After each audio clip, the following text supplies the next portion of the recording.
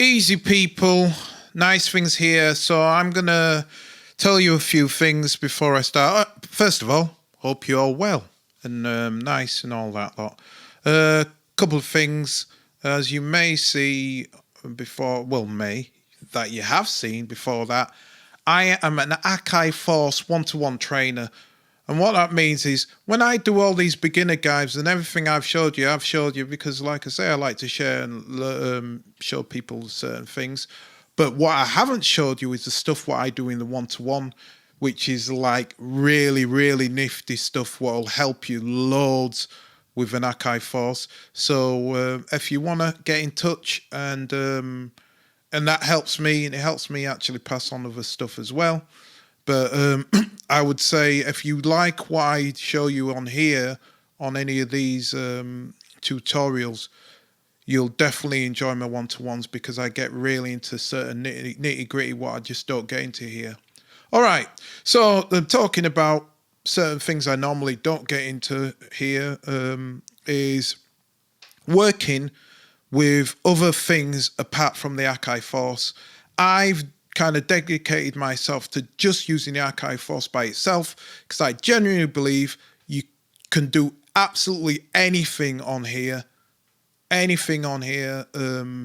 without having anything needed external.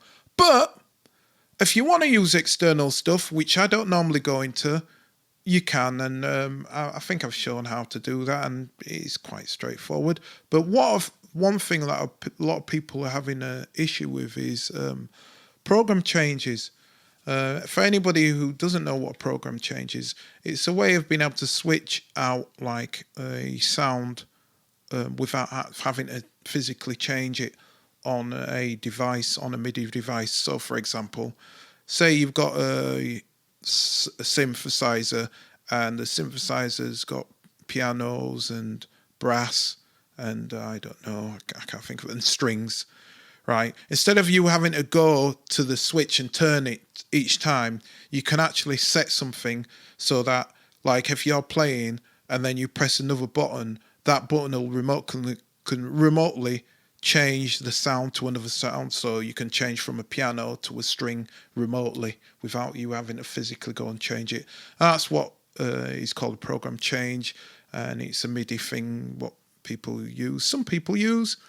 I don't personally. I think it's faffy myself, but that's just me personally.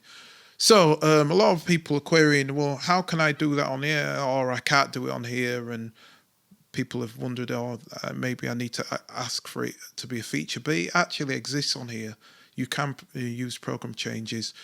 Your mileage will vary, and that's one of the caveats. There's some massive caveats that I'm not getting into with just even program changes in itself, but when it comes to the Akai Force. So you can do basic standard program change to external devices on the Akai Force, not a problem.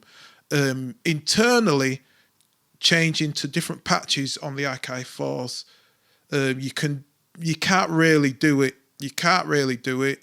I see why they haven't set it up, and I think that's because of certain things in the future, potentially, and why they haven't set it up for internal sounds. My guess. But you can kind of modify sounds. So why I say your mileage might vary is because it's as fast as the device you're using. So, for example, the Hype uses samples, so it needs to load in samples and load them out. What I've discovered is it probably takes you about a beat to swap over. So it means you're going to have a dropout of sound for about a beat length. And it seems to be about a beat, maybe a little bit more than a beat. But I mean, I'm talking from between, I don't know, 50 BPM to about 160 BPM. I've not really gone further than that, but I guess it's probably relatively the same. It'll just be a gap between changing over sounds. Okay, that was already 5 minutes, but it needed to be said because I want people to understand this is how you can do program changes on here. But I also wanted to say why it's not something I've really focused on, and also why I don't focus on things externally, because it's just better to sample them and bring them in. And I don't even mean auto sample, I mean actually do your thing and commit. And that's good for just working with music, gets you to finish songs off instead of going, oh, well, I'll get round to that later and I'll have a look at it. And it's like, no, commit. So, right, how do you do it? Right, it's quite simple, really. I'll start with, I'm going to start with the, I'll start with the plugin first. Right, I'll start with the plugin first because they're relatively the same type of thing. What you do is you go to launch and you set up a blank clip. This is what I'm calling a program clip, patent pending, just like my super harp, if you've ever seen that one. But you set a blank clip, and what you want to do is choose your sound, what you have. For example, I've got a hype here, but yeah, I'll just do it on a hype. Same difference. Just same difference, really. A good example of the hype. The hype, what I'm going to choose is piano.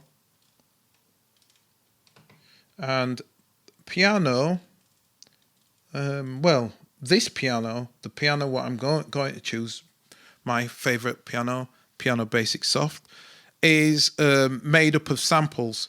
As you can see, there's an oscillator there. It says pan flute, and then it's just got all the shenanigans there. So pan flute is a sample sound, and if you ever want to do something right from the basic beginning, this is not a hype tutorial, but just so you know what, or maybe it'll help you understand what I'm saying.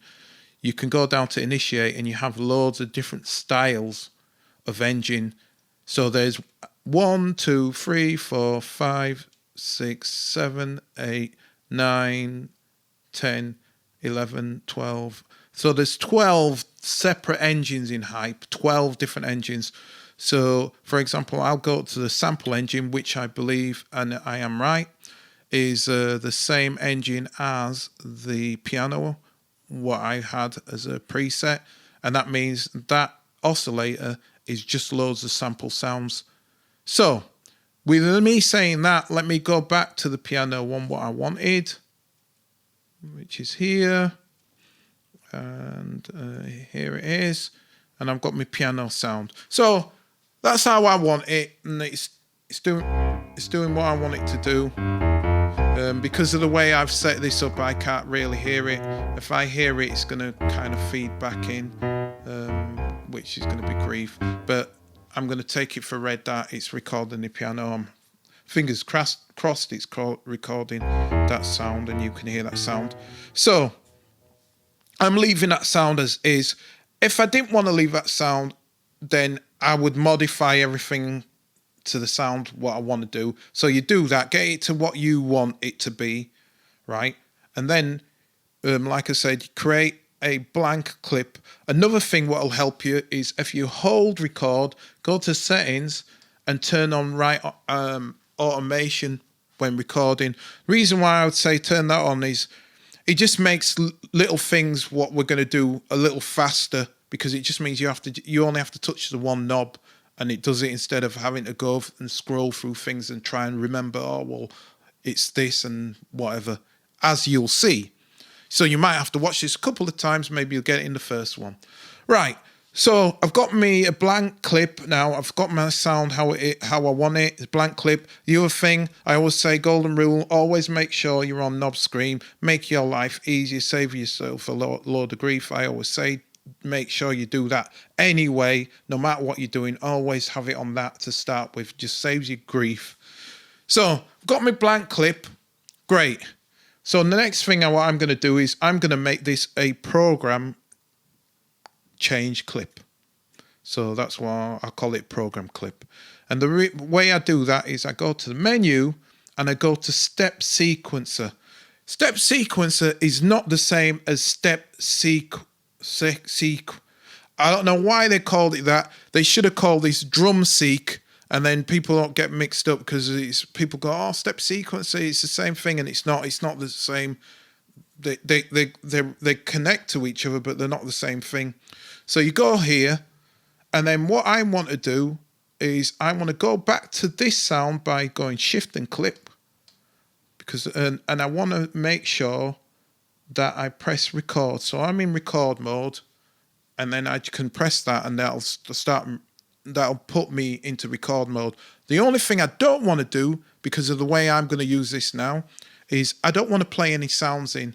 I just want that to be a blank clip. I can add sounds if I want after, but I just want it to be a blank clip. The other thing I forgot to do, and I'll fix that now, is I'm just going to make that one bar. I can extend it after, but just for ease, I'm making that one bar long, and you'll see why in a minute. So there I've got my blank clip. I've got my shenanigans ready to go here because it's on record. I'll go back to shift clip because I want to be in this mode.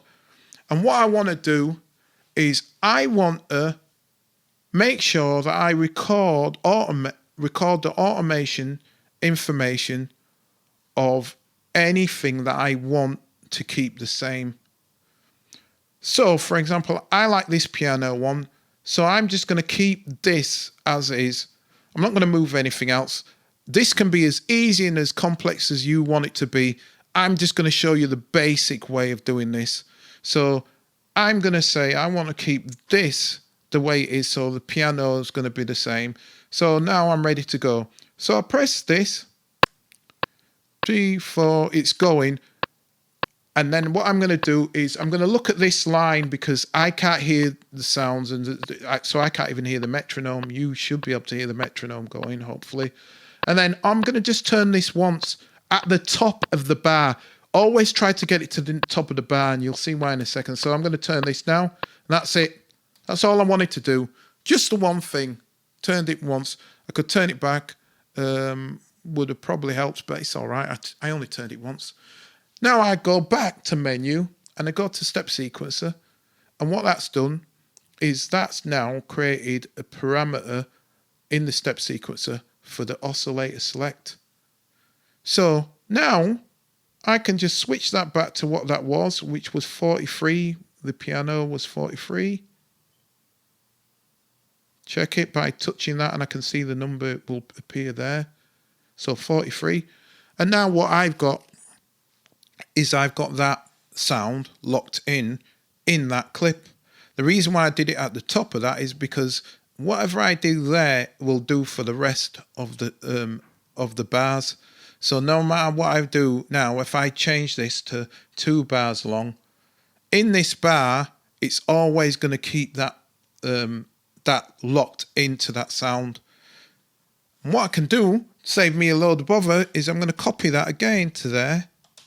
And I'll go to here, and then I'm going to go, and I'm going to go clip, go back to the menu, go to sequence, and I'm going to change that to another sound now on this one. So I'm going to move the oscillator, and I'm going to go up to 4, I think. I can't remember what it was. So what you're going to see now, if I go shift clip, watch this. See, that's on pan flute at the moment, which is this one. This is pan flute, yeah? Which is my normal piano, plink, plonk, plank. Can't hear it. I might have to kind of double it over just to double check, but I think it should be right. And then if I press this, it's going to change to the electric piano. So now I've changed to a different sound. So I can do that. I can create program changes within this, well, kind of. It's like a discount program change when you're using it in the plugins. So it's not a proper program change. So fundamentally, if I go off this piano and then I do it, it's just going to change that oscillator with all the rest of these settings. So the other settings, for example, if I go to here, all of the settings here will have probably changed to this one. So if I wanted to replicate this sound, there's only really 2 ways of doing that. I'd have to remember all of these. As long as this is that same engine, I could set all of these parameters, and then it would replicate whatever that vinyl piano is. So within the engine, you can set everything within the engine, and you will have whatever that preset is. I hope that made sense, because like I say, it can get really into the weeds, very complex.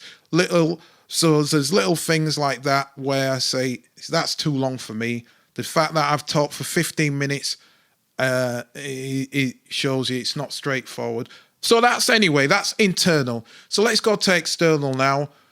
Fingers crossed that was playing and you got that. So I'm going to go to external. Using an external one, I'll stop that.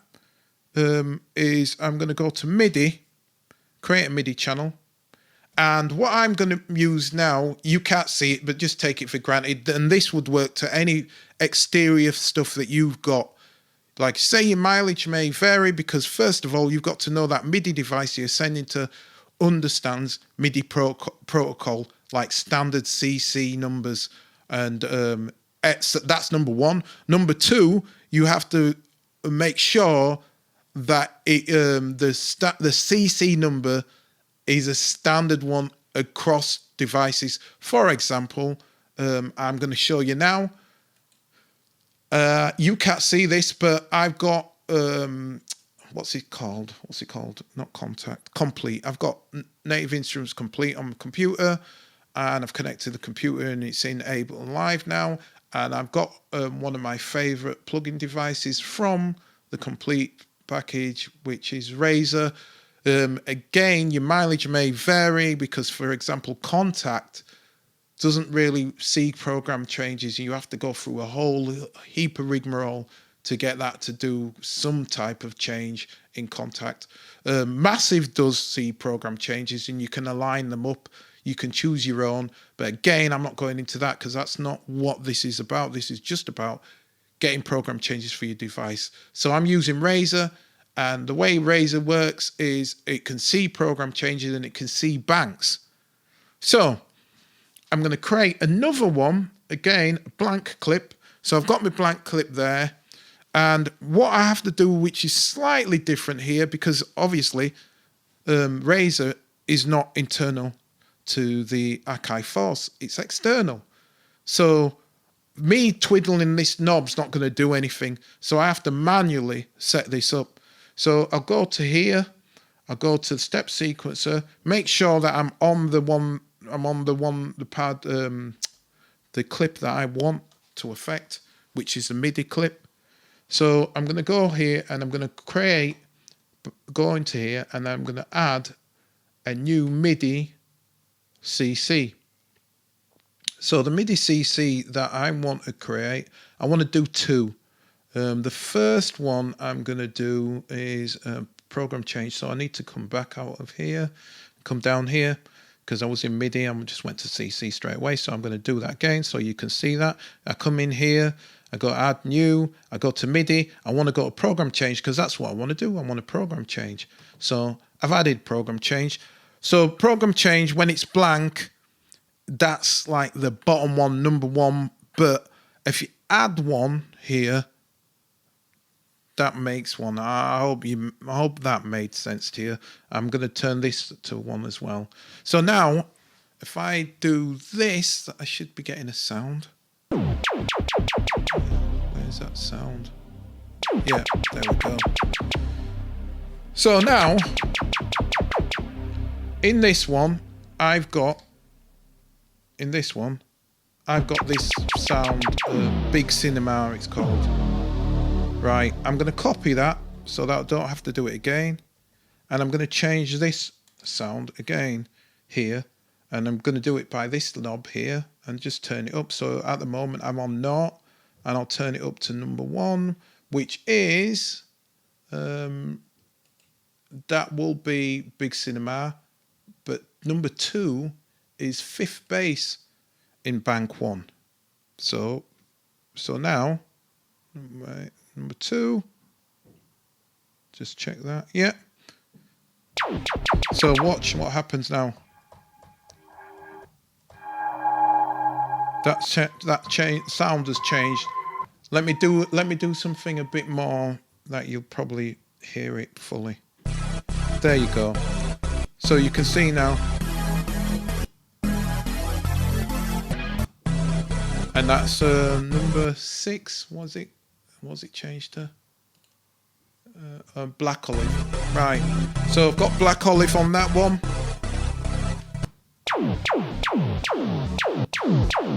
And I've got big cinema on that. Have you noticed? Can you see there's a little kind of gap when I change over? Let's test it out. So what I'm going to do now is I'm going to do something slightly more. At the moment, that is just the first 128.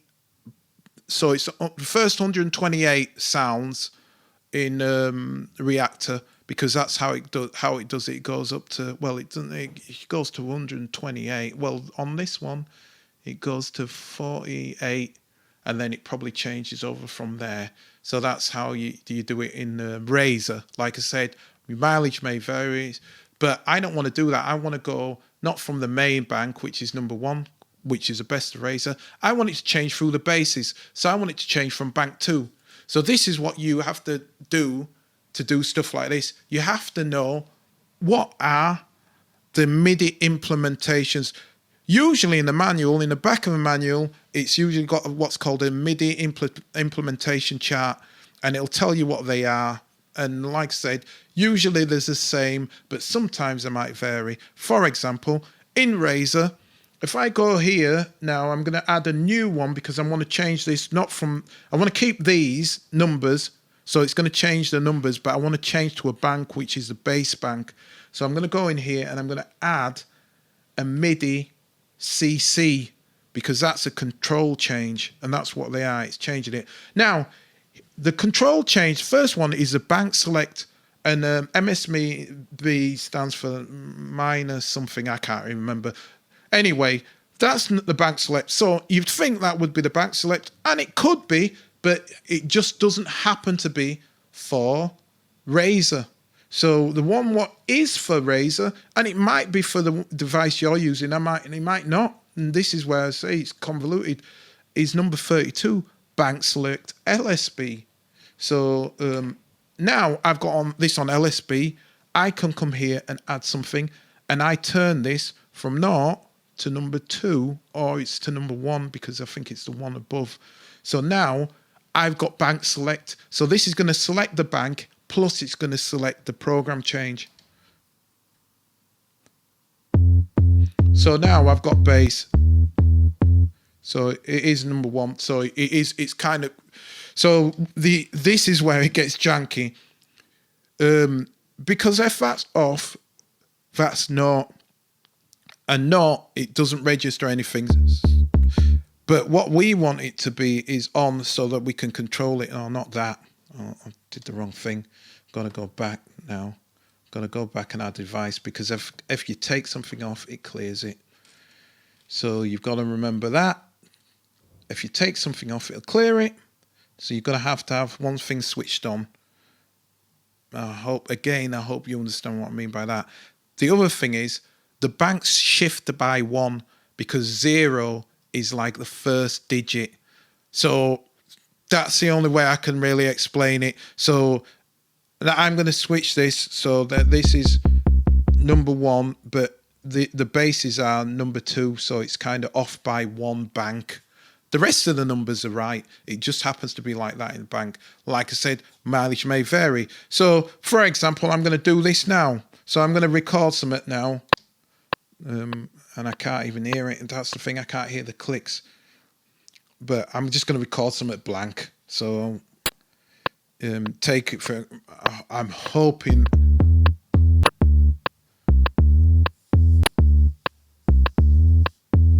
So I'm playing that. And what I can do is I'll swap this to this sound now, and I'll do the same again. So these are 2 different sounds on the one track. And that's how you can do program change. Little quick thing, because this has gone on way long. Now that you've got that knowledge, what you could do is you could do program changes within inside one clip. So this clip could be really long, and you could have, say, for example, I don't know, your thing's playing piano, and when it gets to bar 32, it suddenly just turns into, I don't know, strings. So you could do stuff like that. You could have these as just sound changes. There's a load of things you can do. Internally, you could do the same kind of thing. You could switch between them if that's the way you work. I know some people wouldn't mind that for live use. Again, I don't think that's the best way to use it, but horses for courses. So I hope that 25-minute explanation of program changes and getting program changes within the Akai Force has been helpful to you a lot out there. And don't forget, like I said, get in contact if you want a one-to-one, and I'll show you some really complex, nifty stuff that'll make you go, yay! And probably sell all your stuff, apart from the Akai Force. But until next time, as always, peace.